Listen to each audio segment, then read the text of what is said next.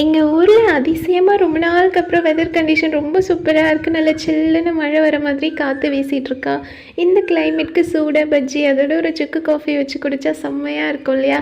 உடனே அக்கா ஸ்கூல்லேருந்து வரும்போது பஜ்ஜி போடுறதுக்காக மிளகாயும் மாவும் வாங்கிட்டு வர சொல்லியிருந்தேன். அக்காவும் வரும்போது வாங்கிட்டு வந்துட்டாங்க. வந்த உடனே அந்த பஜ்ஜி மிளகாய் இருக்கு இல்லையா, அதை நல்லா வாஷ் பண்ணிவிட்டு கட் பண்ணிவிட்டு உள்ளே இருக்க ஸ்டெம் ரிமூவ் பண்ணிடலாம். பிகாஸ் ரீசன்ட் டைமில் எப்போ மிளகா பஜ்ஜி பண்ணாலுமே ரொம்ப ஸ்பைஸியாக இருக்குது. ஸோ அந்த ஸ்டெம் ரிமூவ் பண்ணிவிட்டு பண்ணும்போது அந்த ஸ்பைஸினஸ் இருக்காது. நெக்ஸ்ட் பஜ்ஜி மாவு ரெடி பண்ணிக்கலாம். 1 கப் கடலை மாவு, 2 ஸ்பூன் மைதா, 1 ஸ்பூன் கார்ன்ஃப்ளவர், கொஞ்சமாக சில்லி பவுடர், உப்பு, பெருங்காயம், மஞ்சத்தூள் இதெல்லாம் தேவையான அளவுக்கு சேர்த்து வாட்டர் சேர்த்து நல்லா மிக்ஸ் பண்ணி ஆயில் ஹீட் பண்ணிவிட்டு அதில் அழகாக பஜ்ஜி போட்டு பொரிச்சு எடுத்துக்கலாம். இது சூடாக சாப்பிடும்போது நல்ல கிறிஸ்பியாக இருக்கும். ஆறிய பிறகு கொஞ்சம் மெதுன்னு இருக்கும். ஸோ முடிஞ்ச வரைக்கும் சூடாக சாப்பிட்டிங்கன்னா ரொம்ப சூப்பராக இருக்கும்.